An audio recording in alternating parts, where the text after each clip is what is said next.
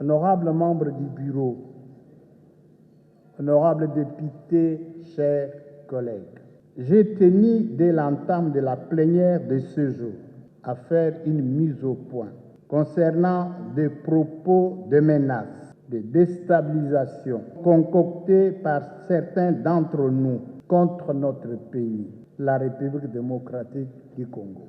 Mais avant cela, permettez-moi de rendre un vibrant hommage au président de la République, chef de l'État et garant du fonctionnement régulier des institutions de la République, Son Excellence Félix Antoine Tshisekedi Tshilombo, pour sa bravoure et sa détermination à offrir aux citoyens, dans le strict respect de la Constitution, la possibilité d'exercer leur droit du suffrage. Pour toute la première fois, le 20 décembre 2023, se tiendront les élections générales dans notre pays et la démocratie sera entièrement restituée à la base et c'est sur fond propre.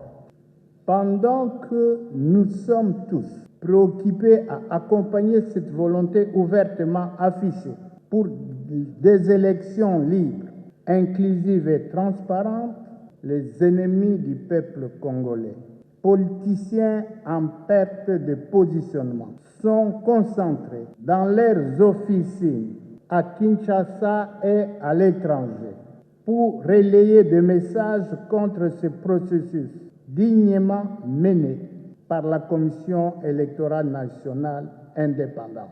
Ainsi que nous l'avons eu à le dire plusieurs fois, renoncer à l'exercice d'un droit, c'est aussi un choix, une question de liberté ou une façon de l'exercer d'une certaine autre manière. Personne dans notre pays n'a empêché cela à participer à ce processus électoral. C'est pourquoi, du haut de cette tribune, je transmets le présent message de notre peuple à tous ces pécheurs en eau trouble. Pendant plus de 20 ans, vous avez pris notre pays et ses ressources en otage, vous partageant terres et biens de la République, entretenant gabegie et despotisme sans gêne, et c'est dans vos intérêts personnels d'un petit groupe au détriment de l'ensemble du peuple congolais. Vous n'avez aucune leçon à donner au peuple congolais, ni aucun modèle institutionnel à offrir. La République démocratique du Congo ne cédera plus jamais aux idées surannées de notre siècle, ni à la pression tendant à la bavure d'un partage arbitraire du pouvoir par des voies de dialogue sans fondement.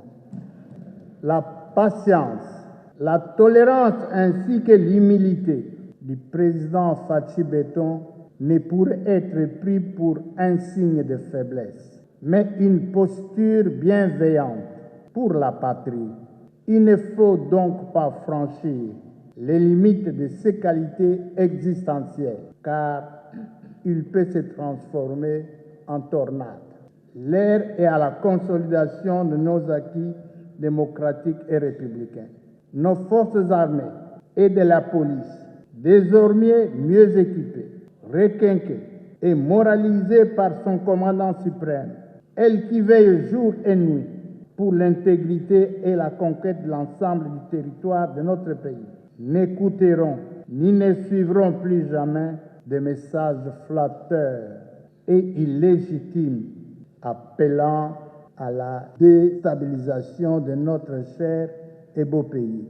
Des messages lancés de l'extérieur par des civils et criminels fugitifs qui ont bénéficié de grades au sommet de l'armée par clientélisme. Le destin du Congo est dans les mains de son peuple.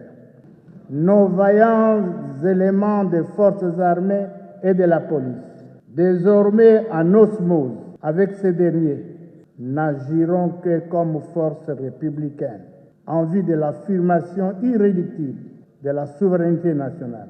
Plus jamais des régimes d'essence étrangère en République démocratique du Congo. Je vous remercie.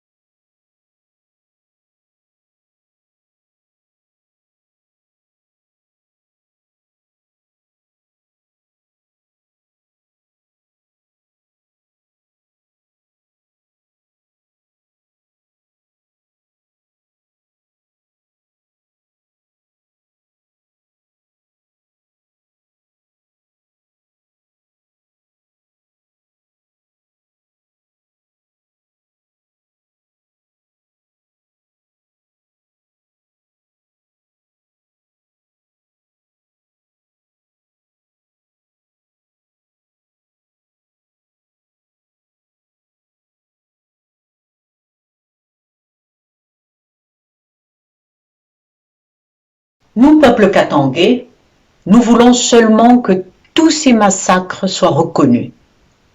Ce n'est pas compliqué tout ça. Là, il y en a marre, il y en a marre. Hein?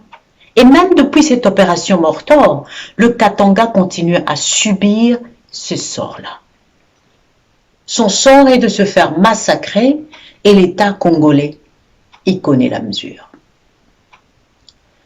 L'ONU a eu à tuer des autochtones, les Babemba, les Basanga, les Balunda, les Kaoundé, les Balouakat, les Balomotois, et j'en passe. L'opération Mortor n'était pas une légende, elle a eu bien lieu. Je souligne, c'était une barbarie. Hein? Ce n'était pas du tout une légende. L'opération Mortor a eu lieu. Qu'il sache que seul le fabricant du monstre est capable de les détruire. Autant nous lui avons donné le pouvoir, autant nous sommes capables de les lui reprendre, de gré ou de force, pour sauver la République. Le Katanga était un nouvel État qui venait de naître. L'ONU était là pour prévenir qu'il n'y ait pas de guerre. Et sa mission se justifie. Normalement, la vocation de l'ONU est maintenir la paix. Et comme il n'y avait toujours pas de guerre au Katanga, une année après, l'ONU dévie de sa mission de faire la paix. Tout bascule, tout tourne à l'envers, alors l'ONU décide de faire elle-même la guerre au Katanga. Et cela est nommé l'opération Mortor. Tshisekedi a perdu toute légitimité en reniant l'accord qui lui a permis d'accéder au pouvoir. Il est aujourd'hui comme un inconscient qui joue avec le feu dans une poudrière. Nous taire ou nous résigner serait trahir ce peuple qui a droit à espérer mieux.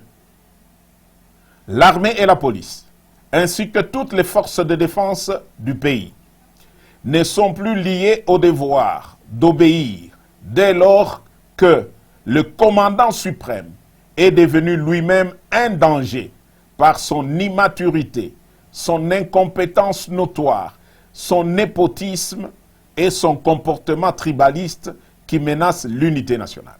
Son intervention n'était que perpétration des massacres, causer une discrimination raciale, séparation des Noirs aux Blancs, donc la ville européenne à la cité indigène. L'ONU a pu piller et user du Katanga. C'était une guerre injustifiée. Certains militaires onusiens ont tué des hommes katangais pour violer leurs épouses et leurs enfants. Quelle guerre! C'était 33 nations réunies contre un petit État.